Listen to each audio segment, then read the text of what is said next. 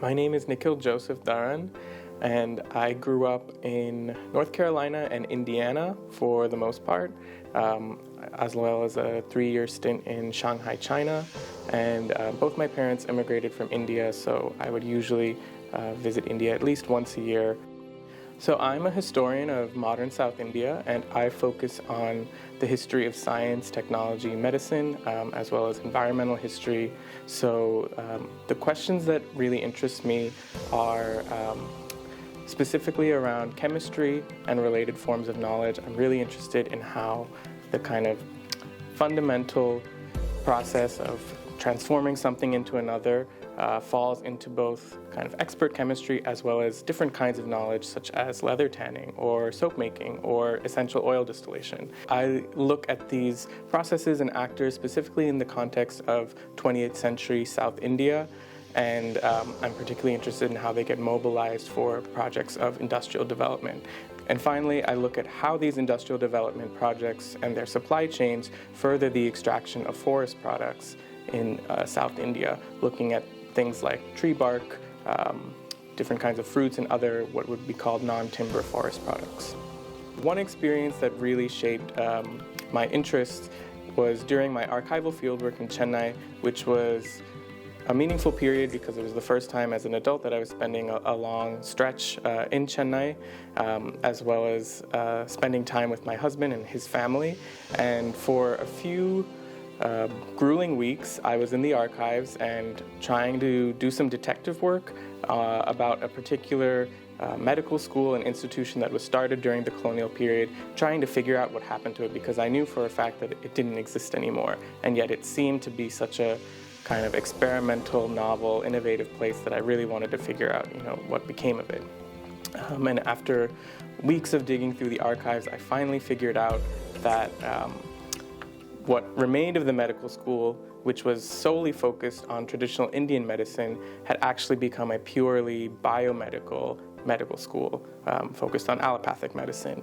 And I remember distinctly that I was on the back of the scooter with my husband driving through this very neighborhood where the medical school was.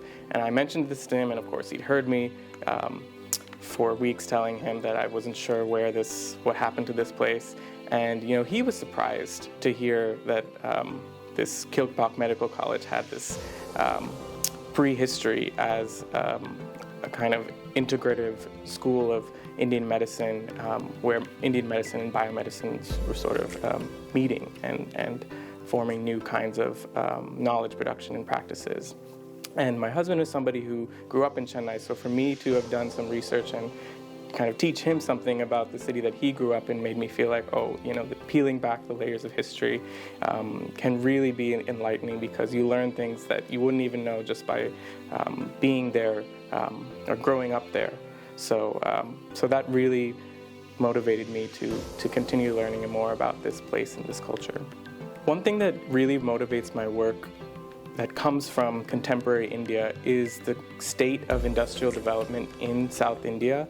South India is kind of heralded as this an incredible success story of a region that was able to industrialize very quickly and use industrial development to reshape health and educational outcomes for its population. And it continues to be one of the biggest sites of economic growth in the country. At the same time, this kind of rapid development has caused a great deal of environmental degradation. Many things have been sacrificed on the altar of progress, including clean water, clean air, forest space, and other things that were really essential to life in this region for thousands of years. So I'm really interested in understanding who are the people that get enrolled in the industrial economy. How does that end up reshaping societal priorities around environmental conservation and degradation? And how can we preserve economic advantages that industrialization confers without losing the very things that make South India so special, which are its people and its places?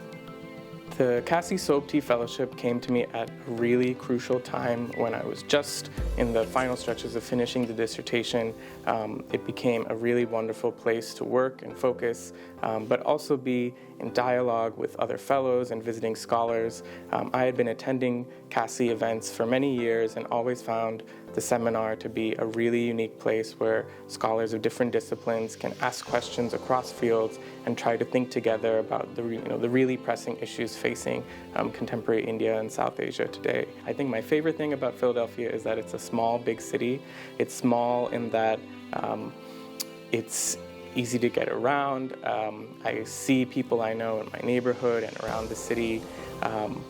And I feel like after 7 years, I've got a good pulse on what is going on. But it's big in the fact that new things are always popping up. There are organizations, institutions that have been around doing great work that I still learn about. And so it's a lovely place to live and to keep discovering new things.